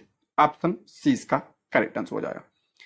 खंभात की जामा मस्जिद, इसका निर्माण 1325 ईस्वी में हुआ। स्थापत्य शैली के दृष्टि से इसका निर्माण दिल्ली में निर्मित कुतुब मस्जिद तथा अढ़ाई दिन झोपड़े की भांति हुआ था, ठीक है। इसमें मेहराबों का प्रयोग स्वतंत्रता पूर्वक किया गया है। अगला है, निम्नलिखित युग में कौन सा असुमेलित है? कौन सा असुमेलित पूछ रहा है इसमें। देखिए, डॉक्टर आरसी दत्त लखनऊ 1899 में, जॉर्ज यूले इलाहाबाद 1888 में, श्रीमती एनी बेसेंट, ये गलत है, 1918 नहीं होगा, 1917 होगा, कलकत्ता अधिवेशन। तो ऑप्शन सी इसका राइट आंसर हो जाएगा। सरोजिनी नायडू की बात करें तो कानपुर अधिवेशन 1925, मोस्ट इंपॉर्टेंट, इसको ध्यान रखिएगा। इलाहाबाद अधिवेशन की बात करें तो 1888 में जॉर्ज यूले प्रथम, ये ध्यान रखिएगा, जॉर्ज यूले जो है प्रथम अंग्रेज थे जिन्होंने इसकी अध्यक्षता की थी, ये पूछा जाता है, ठीक है। प्रथम अंग्रेज कौन थे? तो जॉर्ज यूले। उसके बाद आपका लखनऊ अधिवेशन 1899 में, इसमें रमेश चंद्र की अध्यक्षता में, इसकी अध्यक्षता किसने किया था? रमेश चंद्र ने किया था। कलकत्ता अधिवेशन 1917, ये इंपॉर्टेंट है। कलकत्ता अधिवेशन सबसे ज्यादा इंपॉर्टेंट है इसमें। कलकत्ता अधिवेशन कब हुआ था? 1917 में हुआ था, ठीक है। और इसकी अध्यक्षता एनी बेसेंट ने किया था और पहली महिला थी ये, ठीक है, पहली महिला थी एनी बेसेंट। कानपुर अधिवेशन ये भी इंपॉर्टेंट है, 1925 में हुआ था। इसकी अध्यक्षता किसने किया था? सरोजिनी नायडू ने किया था। और ये प्रथम भारतीय महिला थी। ठीक है, प्रथम महिला पूछा जाए तो एनी बेसेंट, और प्रथम भारतीय महिला पूछा जाए तो सरोजिनी नायडू। ठीक, अगला प्रश्न है, निम्नलिखित को सुमेलित कीजिए। एक तरफ हड़प्पा स्थल दिया है, दूसरी तरफ जो है वहां से क्या साक्ष्य प्राप्त हुए थे उसका नाम दिया है। लोथल, लोथल कहाँ पे है? मैंने बताया था भोको नदी के किनारे गुजरात में है। यहाँ से किसके साक्ष्य प्राप्त हुए थे? तो दिशा सूचक यंत्र यहाँ से प्राप्त हुआ था। कालीबंगा राजस्थान में है, यहाँ से क्या प्राप्त हुआ था? तो ऊंट की अस्थियां यहाँ से प्राप्त हुई थी। मीताथल यह हरियाणा में है, यहाँ से तांबे की कुल्हाड़ी प्राप्त हुई थी। धौलावीरा यहाँ से क्या प्राप्त हुआ था? तो सूचना पट्ट प्राप्त हुआ था यहाँ से। ठीक है, लोथल आपका गुजरात की भोगा नदी के किनारे है, ये इंपॉर्टेंट, इसको ध्यान रखिएगा। यहाँ से जो है किसके साक्ष्य मिले थे? बंदरगाह के साक्ष्य मिले थे। हाथी के दांत का स्केल मिला था, लकड़ी का अन्नागार, दिशा सूचक यंत्र व अग्निकुंड के साक्ष्य यहाँ से प्राप्त हुए थे। कालीबंगा ये राजस्थान के हनुमानगढ़ में स्थित है, यहाँ से बेलनाकार मुहर, फर्श में अलंकृत ईंटों का प्रयोग, हवन कुंड, ऊंट की अस्थियां यहाँ से प्राप्त हुई थी। ऊंट की अस्थियां ध्यान रखिएगा मोहन जोदड़ो से भी प्राप्त हुई थी। अगला आपका मीताथल, यह जो है हरियाणा के भिवानी जिले में स्थित है, यहाँ से तांबे की कुल्हाड़ी मिली है। धौलावीरा ये इंपॉर्टेंट है, ये भी आपका कहाँ पे है? गुजरात में, गुजरात के कच्छ में स्थित है, जो 3 भागों में विभाजित था।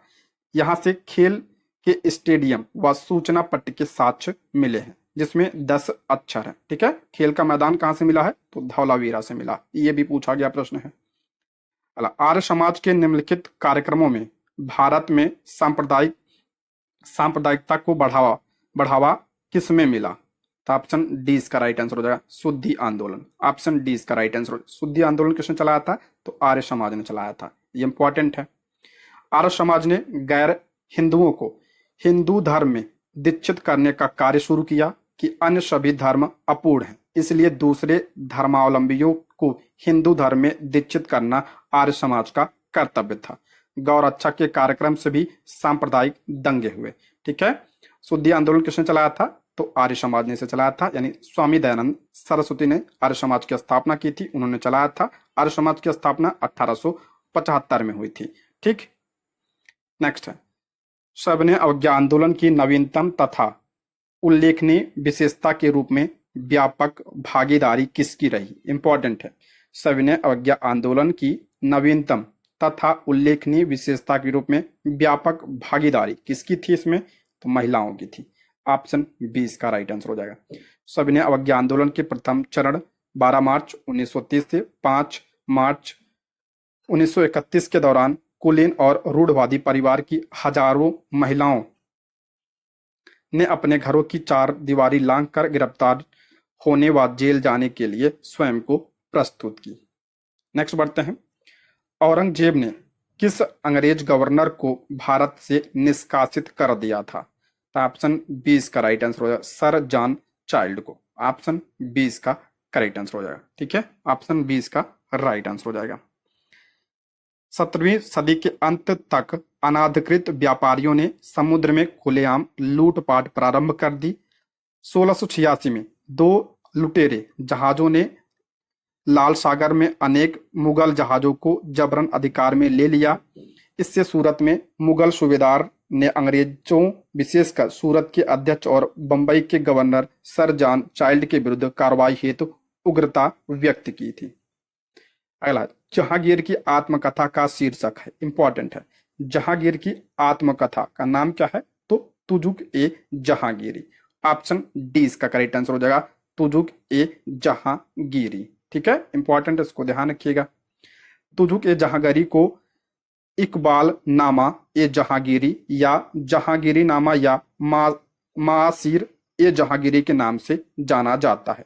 तुजुक ए जहांगीरी को क्रमशः जहांगीर, मोतमिद खान व मोहम्मद हादी द्वारा लिखा गया। अगला, विजयनगर साम्राज्य में किस राजा को आंध्र भोज के नाम से जाना जाता था? इंपॉर्टेंट है, विजयनगर साम्राज्य में किस राजा को आंध्र भोज के नाम से जाना जाता था? तो ऑप्शन बी कृष्ण देव राय को। ऑप्शन बी इसका करेक्ट आंसर हो जाएगा। इंपॉर्टेंट है, इसको ध्यान रखिएगा। विजयनगर साम्राज्य के प्रसिद्ध तुलु वंशी, किस वंश के थे ये? तुलु वंश के शासक थे। तुलु वंशी शासक कृष्णदेवराय को आंध्र भोज, आंध्र पितामह तथा अभिनव भोज कहा जाता था। उन्होंने तेलुगु में अमुक्त माल्यद तथा संस्कृत में जम्बवती कल्याणम की रचना की। इंपॉर्टेंट ये दोनों रचनाएं, इनके बारे में ध्यान रखिएगा। इनके दरबार में तेलुगु साहित्य के 8 विद्वान रहते थे, जिसे अष्ट दिग्गज कहा जाता था। कल हमने पढ़ा था अष्ट दिग्गज का संबंध किससे है? तो आपका कृष्ण देवराय से। ठीक है, 8 कवियों का समूह था अष्ट दिग्गज। निम्नलिखित उपाधियों में से कौन सी एक समुद्रगुप्त से संबंधित नहीं थी? कौन सी उपाधि जो है समुद्रगुप्त से संबंधित नहीं थी? तो option B Vikramaditya. Option B इसका करेक्ट आंसर हो जाएगा। या किससे संबंधित था? तो चंद्रगुप्त द्वितीय से संबंधित था ये। ठीक है, चंद्रगुप्त द्वितीय की उपाधि थी विक्रमादित्य। ऑप्शन बी इसका करेक्ट आंसर हो जाएगा। ठीक है, नेक्स्ट बढ़ते हैं। भारत में मुगल शासन की स्थापना के पूर्व मुगल शासकों के पूर्वजों की उपाधि क्या थी? भारत में मुगल शासन की स्थापना के पूर्व मुगल शासकों के पूर्वजों की उपाधि क्या थी? तो option B Mirza. Option B इसका करेक्ट आंसर हो जाएगा।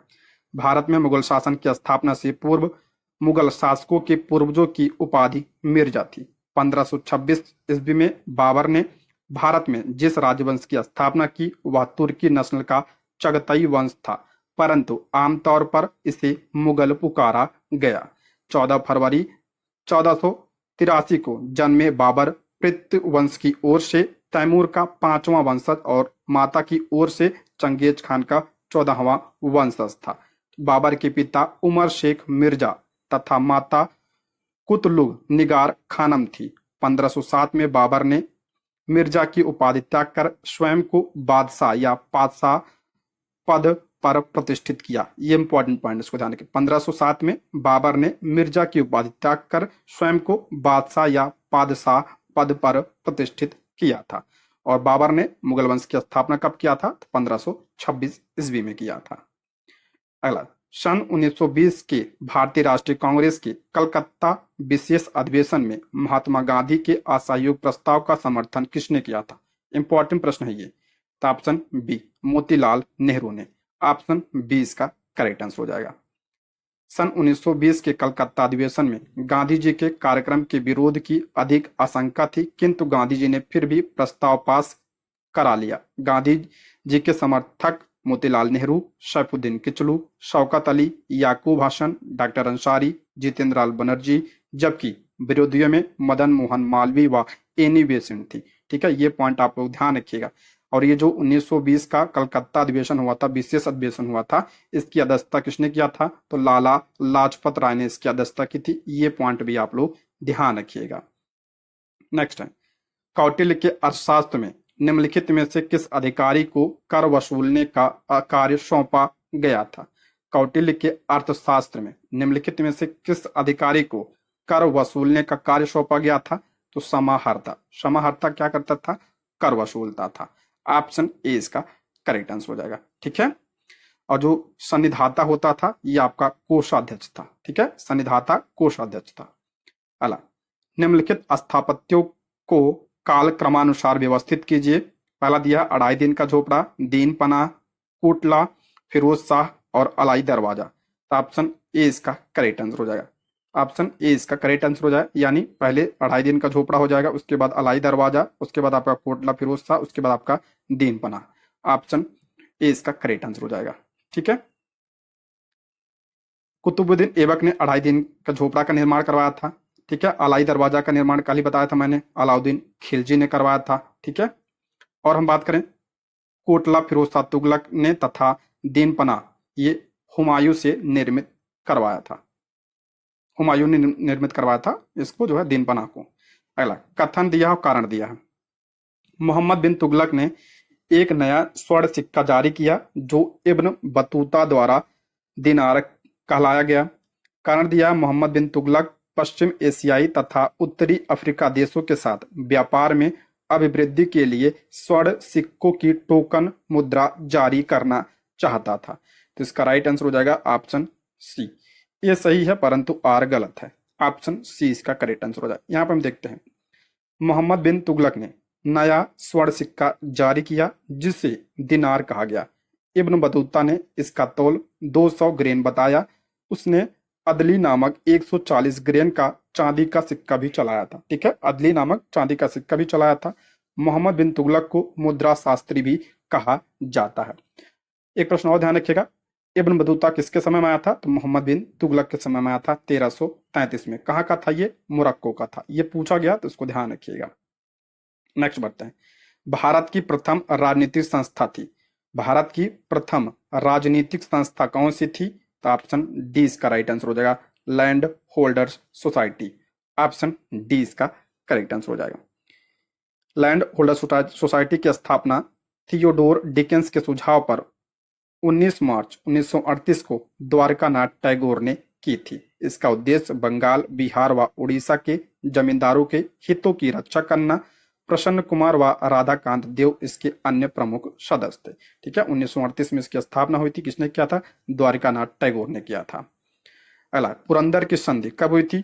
1665 में हुई थी। किसके मध्य हुई थी? वही पूछा है, तो ऑप्शन सी, शिवाजी और जयसिंह के बीच हुआ था पुरंदर की संधि 1665 में। यह संधि मराठा शिवाजी और राजा जयसिंह के बीच 11 जून 1665 को पुरंदर की संधि हुई थी। शिवाजी अपने 35 किलो में से 23 किले मुगलों को दिए थे। अगला प्रश्न है, शिवाजी का राज्याभिषेक कब और कहां हुआ था? इंपॉर्टेंट प्रश्न है, पूछा गया प्रश्न है ये। शिवाजी का राज्याभिषेक कब और कहां हुआ था? तो ऑप्शन बी, रायगढ़ में 1674 में। ऑप्शन बी इसका करेक्ट आंसर हो जाएगा। 6 जून 1674 में मराठा शासक शिवाजी ने काशी के प्रसिद्ध विद्वान गंगा भट्ट से अपना राज्याभिषेक रायगढ़ में करवाया था तथा छत्रपति की उपाधि धारण की थी। सर्वप्रथम शिवाजी ने 1643 में बीजापुर के सिंहगढ़ के किले पर अधिकार किया था। अगला है, मराठा प्रशासन में अमात्य या मजूमदार का कार्य था। मराठा प्रशासन में अमात्य या मजूमदार का कार्य क्या था? तो ऑप्शन बी, राजस्व से संबंधित। ऑप्शन बी इसका करेक्ट आंसर हो जाएगा। ठीक है, नेक्स्ट बढ़ते हैं। निम्नलिखित में से कौन सा सबसे बड़ा स्तूप है? सबसे बड़ा स्तूप कौन सा है इसमें से? तो ऑप्शन डी, अमरावती का स्तूप। ऑप्शन डी इसका करेक्ट आंसर हो जाएगा। सबसे बड़ा स्तूप अमरावती का है जो सातवाहन काल में निर्मित है। इस स्तूप को महाचैत्य कहा गया है। प्रिपहवा तथा भरहुत के स्तूप सबसे प्राचीन है। ठीक है, ये जो है भरहुत है ये सबसे प्राचीन है। सबसे प्रसिद्ध स्तूप सांची का है। ठीक है, सांची का स्तूप सबसे प्रसिद्ध है। इसे महाचैत्य गिरी कहा जाता है। इसका निर्माण अशोक द्वारा ईंटों में करवाया गया था तथा शुंग काल में इसे पाषाण द्वारा बनवाया गया था। सांची का स्तूप का निर्माण अशोक ने करवाया था, ये ध्यान रखिएगा। अगला है, भारत में बेहतर सरकार व प्रशासन के लिए रानी विक्टोरिया की घोषणा को 1858 में किस वायसराय द्वारा पढ़ा गया था? इंपॉर्टेंट प्रश्न है ये। ऑप्शन ए इसका राइट आंसर हो जाएगा, लॉर्ड कैनिंग के द्वारा। ऑप्शन ए इसका राइट आंसर हो जाएगा। भारत में बेहतर सरकार व प्रशासन के लिए रानी विक्टोरिया की घोषणा को 1858 में वायसराय लॉर्ड कैनिंग द्वारा पढ़ा गया था। पहला वायसराय कौन था? तो लॉर्ड कैनिंग था। 1858 को इलाहाबाद के मिंटो पार्क में अंग्रेजी दरबार लगाया गया और लॉर्ड कैनिंग ने यहीं पर महारानी विक्टोरिया का घोषणा पत्र पढ़ा था। ये पूछा जाता कहाँ पे पढ़ा था? तो इलाहाबाद में पढ़ा था। कब पढ़ा था? तो 1858 में पढ़ा था। नेक्स्ट बढ़ते हैं। निम्नलिखित में से कौन सा सुमेलित नहीं है? कौन सा सुमेलित नहीं है? तो ऑप्शन बी इसका राइट आंसर हो जाएगा, द्वैता, द्वैत दर्शन, निम्बार्क। ये सुमेलित नहीं है। बाकी अद्वैतवाद, शंकराचार्य, अचिंत भेदाभेद, चैतन्य महाप्रभु और पुष्ट मार्ग, माधवाचार्य। ये ध्यान रखिएगा, ऑप्शन बी इसका करेक्ट आंसर हो जाएगा। ठीक है, वल्लभाचार्य पुष्ट मार्ग की स्थापना वल्लभाचार्य ने की थी। कुछ विद्वान इन्हें विष्णु स्वामी भी कहते हैं तथा विष्णु स्वामी संप्रदाय का संस्थापक मानते हैं। यह भगवान श्री कृष्ण श्रीनाथ जी के नाम से पूजे जाते थे तथा उन्होंने मूर्ति पूजा पर बल दिया था। सुबोधनी और सिद्धांत रहस्य नामक धार्मिक ग्रंथों की रचना की थी। निम्बकाचार्य की बात करें तो द्वैत दर्शन का प्रतिपादन किसने किया था? तो चार्य ने किया था। ठीक है। चैतन्य महाप्रभु, तो ये आपका चैतन्य महाप्रभु वैष्णव धर्म के कृष्ण मार्ग शाखा से संबंधित थे। उन्होंने बंगाल में गौंडी वैष्णव धर्म की स्थापना की तथा अचिंत्य भेद दर्शन की अवधारणा दिया था। माधवाचार्य की बात करें तो इन्होंने कौन सा दर्शन दिया था, तो द्वैतवाद का दर्शन इन्होंने दिया था। ये पॉइंट भी ध्यान रखिएगा। नेक्स्ट है, अवध को किस आधार पर ब्रिटिश क्षेत्र में मिलाया गया था। इंपॉर्टेंट है ये। अवध को किस आधार पर ब्रिटिश क्षेत्र में मिलाया गया था, तो ऑप्शन ए कुशासन के आधार पर। ऑप्शन ए इसका करेक्ट आंसर हो जाएगा। अवध एकमात्र ऐसी रियासत थी जिसका अधिग्रहण कथित कुशासन द्वारा किया गया था। अवध पर 1856 में कब्जा किया गया था। अवध को कब मिलाया गया था, तो 1856 में। नेक्स्ट, अंग्रेजों की सहायक गठबंधन की नीति का पहला शिकार कौन बना। इंपॉर्टेंट है, मैंने पढ़ा भी है इसके बारे में। अंग्रेजों की सहायक गठबंधन की नीति का पहला शिकार कौन बना, तो ऑप्शन ए इसका राइट आंसर हो जाएगा, हैदराबाद के निजाम। ऑप्शन ए इसका करेक्ट आंसर हो जाएगा। ठीक है। सहायक गठबंधन एक ताकतवर राज्य और उसके अधीन कमजोर राज्यों के बीच होता था। अंग्रेजों के सहायक गठबंधन का पहला शिकार हैदराबाद के निजाम हुए थे।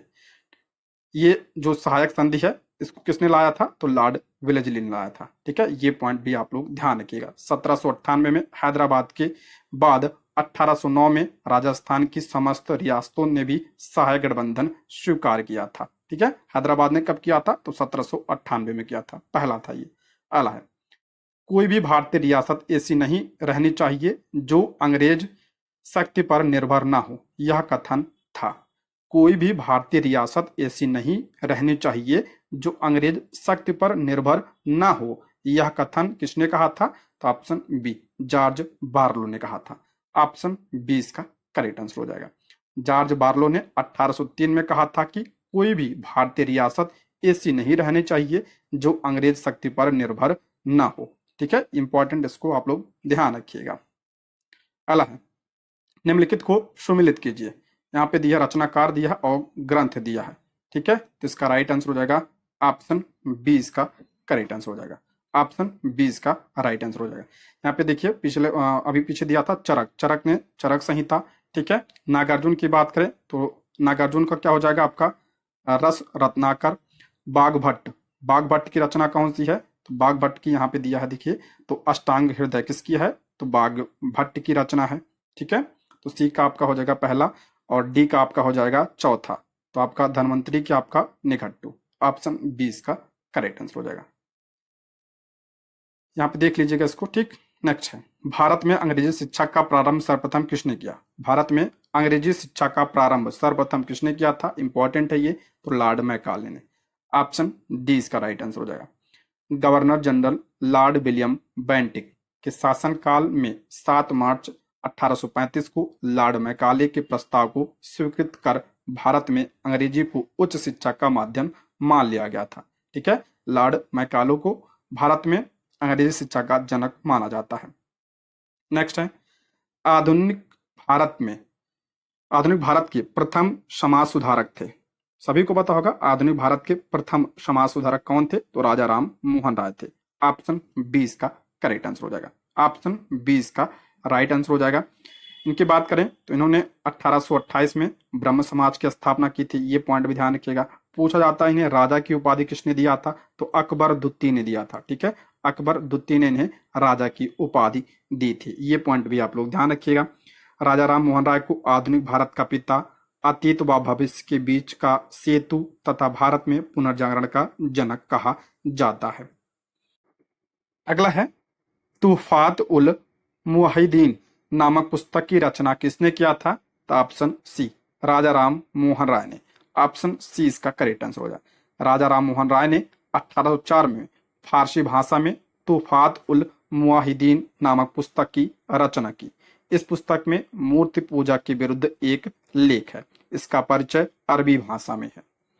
नेक्स्ट, निम्नलिखित में से कौन एक आत्मीय सभा से नहीं जुड़ा था। कौन जो है एक आत्मीय सभा से नहीं जुड़ा था, तो option B Keshav Chandra Sen. Option B इसका राइट आंसर हो जाएगा।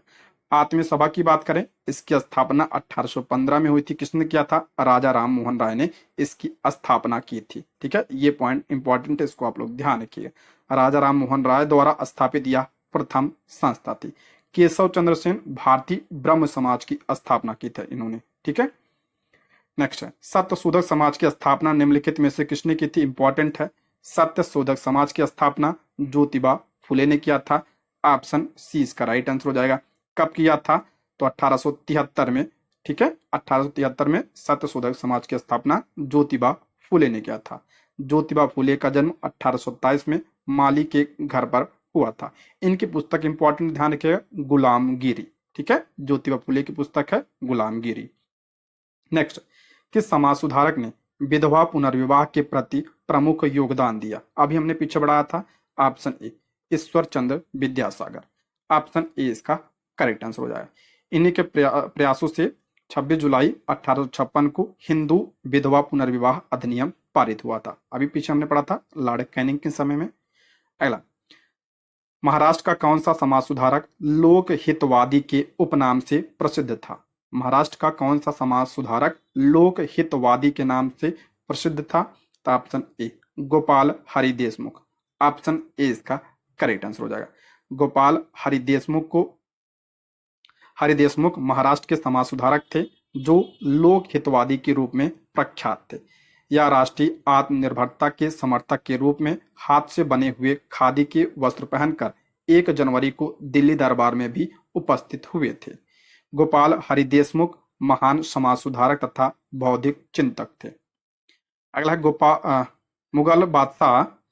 मुगल बादशाह अकबर द्वितीय की पैरवी करने के लिए निम्नलिखित में से कौन बादशाह के राजदूत के रूप में इंग्लैंड गए थे? इंपॉर्टेंट है ये।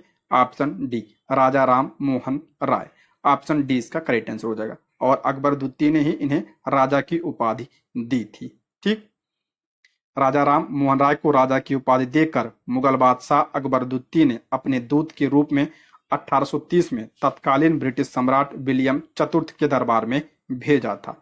इंग्लैंड के ब्रिस्टल में 27 सितंबर 1833 को राजा राम मोहन राय की मृत्यु हो गई थी। ये ध्यान रखिएगा, इनकी मृत्यु कहाँ पे हुई थी? इंग्लैंड में हुई थी। कब हुआ था? तो 27 सितंबर 1833 को। अगला प्रश्न है, मिलान करना है, देखते हैं।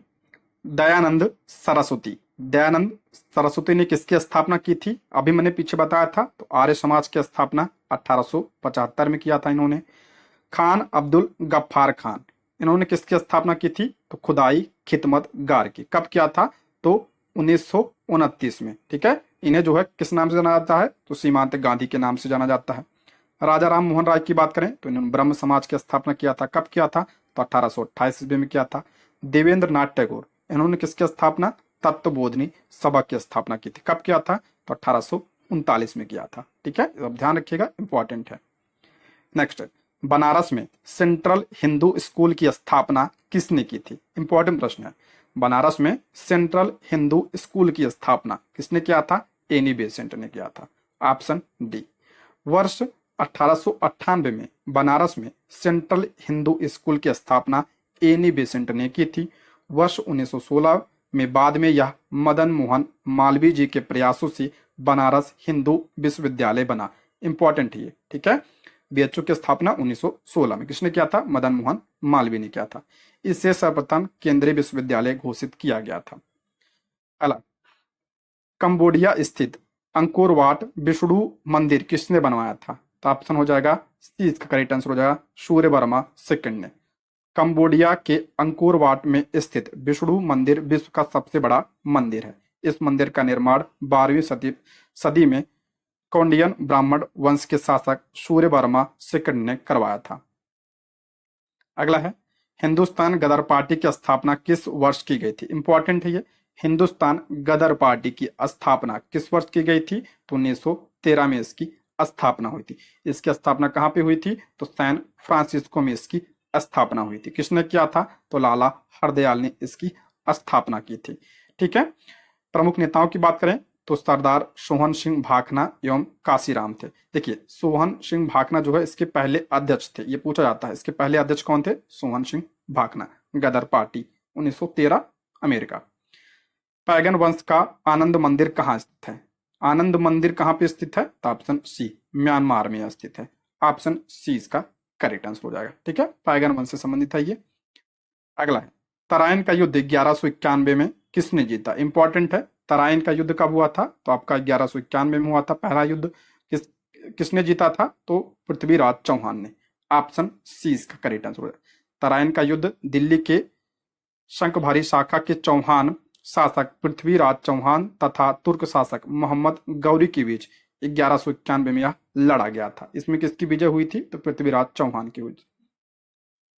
अगला, सती प्रथा को प्रतिबंधित कब किया गया था? इंपॉर्टेंट है। सती प्रथा को कब किया गया था प्रतिबंधित? तो 1829 में। ऑप्शन 20 का करेक्ट आंसर। किसने किया था? तो लॉर्ड विलियम बेंटिक ने किया था। किसके प्रयासों से? तो राजा राम मोहन राय के प्रयासों से इसे प्रतिबंधित किया गया था। ठीक है। अगला है, आर्य समाज की स्थापना स्वामी दयानंद सरस्वती ने की थी। आर्य समाज की स्थापना स्वामी दयानंद सरस्वती ने कहां पे किया था? तो बंबई में इसकी स्थापना की थी। कब किया था? तो 1875 में इसकी स्थापना की थी। इनका मूल नाम क्या था? तो मूल शंकर इनका मूल नाम था। ये भी आप लोग ध्यान रखिएगा। लेकिन ध्यान रखिएगा, इसकी स्थापना बंबई में हुई थी, लेकिन 1877 में जो है इसका मुख्यालय कहाँ चला गया? तो लाहौर में चला गया था। ये भी पॉइंट आप लोग ध्यान रखिएगा। और आर्य समाज ने कौन सा आंदोलन चलाया था? शुद्धि आंदोलन चलाया था। और कौन सा आंदोलन चलाया था? गौरक्षा आंदोलन चलाया था। स्वामी दयानंद सरस्वती ने कौन सा नारा दिया था? वेदों की ओर लौटो का नारा दिया था। ये पॉइंट भी ध्यान रखिएगा। सर्वप्रथम स्वराज शब्द का प्रयोग इन्होंने किया था। ठीक है। नेक्स्ट है, महाराष्ट्र के भक्तकालीन संत एकनाथ किस संप्रदाय से संबंधित थे? महाराष्ट्र के भक्तकालीन संत एकनाथ किस संप्रदाय से संबंधित थे? तो ऑप्शन ए इसका राइट आंसर हो जाएगा, धरकरी। ऑप्शन ए इसका करेक्ट आंसर हो जाएगा। नेक्स्ट, महाराष्ट्र का सुकरात किसे कहा जाता है? महाराष्ट्र का सुकरात इंपॉर्टेंट है ये। तो महादेव गोविंद रनाडे को महाराष्ट्र का सुकरात कहा जाता है। ऑप्शन बी इसका करेक्ट आंसर हो जाएगा। महादेव गोविंद रनाडे को महाराष्ट्र का सुकरात कहा जाता है। 1867 में इन्होंने विधवा विवाह संघ की स्थापना की थी। महादेव गोविंद रनाडे गोपाल कृष्ण गोखले के राजनीतिक गुरु थे। ठीक है, इंपॉर्टेंट है ये। जो रनाडे थे ये गोपाल कृष्ण गोखले के गुरु थे, राजनीतिक गुरु थे। और 1871 में पूना सार्वजनिक सभा तथा 1884 ईस्वी में दक्कन एजुकेशनल सोसाइटी की स्थापना इन्होंने की थी। ये पॉइंट भी आप लोग ध्यान रखिएगा। 1871 में पूना सार्वजनिक सभा की स्थापना की थी और 1884 में जो है दक्कन एजुकेशन सोसाइटी की भी स्थापना इन्होंने किया था और इन्हें महाराष्ट्र का सुकरात कहा जाता है। ठीक। अगला, निम्नलिखित में से कौन सा आश्वमेलित है? कौन सा आश्वमेलित है? कालिदास की रचना है अभिज्ञान शाकुंतलम, बिल्कुल सही है। भवभूत की रचना है आपका मालती माधव, ये भी सही है। भारवी क्या आपका काव्य, ये गलत है। ऑप्शन सी इसका राइट आंसर हो जाएगा। बुद्धघोष आपका विशुद्ध मग्न, ऑप्शन सी इसका करेक्ट आंसर हो जाएगा। तो कालिदास की रचना की बात करें, अभिज्ञान शाकुंतलम, विक्रमोर्वशीयम, मालिका अग्निमित्रम, और महाकाव्य की बात करें तो रघुवंशम कुमार संभवम, ये जो है कालिदास की रचना है। खंड काव्य की बात करें तो ऋतु संहार, मेघदूत। भवभूत की बात करें तो मालती माधव, और उत्तर रामचरित, ये किसकी है? भवभूत की रचना है। ठीक है। भारवी की रचना ध्यान रखिएगा किरातार्जुनीयम है। अला, निम्नलिखित में से कौन सी रचना कृष्णदेवराय की नहीं है? कौन सी रचना संस्कृत रचना कृष्णदेवराय की नहीं है? ऑप्शन सी इसका राइट आंसर हो जाएगा, वसुचरित। ऑप्शन सी इसका करेक्ट आंसर हो जाएगा। ये जो है कृष्णदेवराय की रचना नहीं है। वसुचरित जो है आपका भट्ट मूर्ति की रचना है, जो तेलुगु साहित्य के 5 महाकाव्यों में से एक है। अगला, निम्नलिखित में से किसके साथ कृष्णदेवराय ने मैत्रीपूर्ण संबंध रखे थे? तो पुर्तगालियों के साथ। ठीक है, ऑप्शन ए इसका करेक्ट आंसर है, पुर्तगालियों के साथ इन्होंने रखे थे। अगला, विजयनगर साम्राज्य के अवशेष कहां से प्राप्त हुए हैं? तो हम्पी से प्राप्त हुए हैं। ऑप्शन सी इसका करेक्ट आंसर हो जाएगा। विजयनगर जो है, हम्पी विजयनगर का वर्तमान नाम है। मैकेंजी ने 1800 ईस्वी में हम्पी के भग्नावशेषों को सर्वप्रथम खोजा था। ठीक है, ये कहाँ पे है? तो कर्नाटक में है। ऑप्शन सी इसका राइट आंसर हो जाएगा। विजयनगर साम्राज्य की स्थापना किसने किया था? तो हरिहर और बुक्का ने किया था। कब किया था? तो 1336 में इसकी स्थापना की थी। अशोक के सारनाथ सिंह शीर्ष स्तंभ के फलक पर प्रदर्शित पशुओं का सही क्रम क्या है? तो पहले आपका हो जाएगा हाथी, उसके बाद अश्व, उसके बाद वृष, उसके बाद सिंह। ऑप्शन ए इसका करेक्ट आंसर हो जाएगा। ठीक है। अगला प्रश्न है, सूफियों का निवास कहलाता है? सूफियों का जो सूफी संत होते हैं उनका निवास क्या कहलाता है? तो ऑप्शन बी खान का। ऑप्शन बी इसका करेक्ट आंसर हो जाएगा। ठीक है, नेक्स्ट, किस सूफी संत को बंदा नवाज के नाम से जाना जाता था? किस सूफी संत को बंदा नवाज के नाम से जाना जाता था? तो ऑप्शन बी सैयद मोहम्मद गेसूद राज को। ऑप्शन बी इसका करेक्ट आंसर हो जाएगा। नेक्स्ट बढ़ते हैं, ख्वाजा मुइनुद्दीन चिश्ती की दरगाह पर अकबर ने प्रथम बार कब यात्रा की थी? इंपॉर्टेंट है ये। तो ऑप्शन बी 1562 में। अकबर ने सर्वप्रथम 1562 ईस्वी में अजमेर में चिश्ती दरगाह की यात्रा की। 1580 में 1580 तक अकबर ने 14 बार दरगाह की यात्रा की थी। अकबर ने 2 बार पैदल यात्रा भी की थी, प्रथम चित्तौड़ विजय के बाद तथा दूसरी यात्रा 1559 में सलीम के जन्म के बाद की थी। ठीक है, ये पॉइंट आप लोग ध्यान रखिएगा। अगर पूछा जाए कि ख्वाजा मुइनुद्दीन चिश्ती की दरगाह कहाँ पे स्थित है, तो ये अजमेर में स्थित है। ठीक है दोस्तों, इसमें हिस्ट्री के टोटल 200 प्रश्न थे, हमने सारे प्रश्नों को डिस्कस कर लिया है। ठीक है, तो ये रहे आज के प्रश्न। कमेंट बॉक्स में जरूर बताइएगा वीडियो कैसी लगी। ठीक, थैंक यू फॉर वॉचिंग।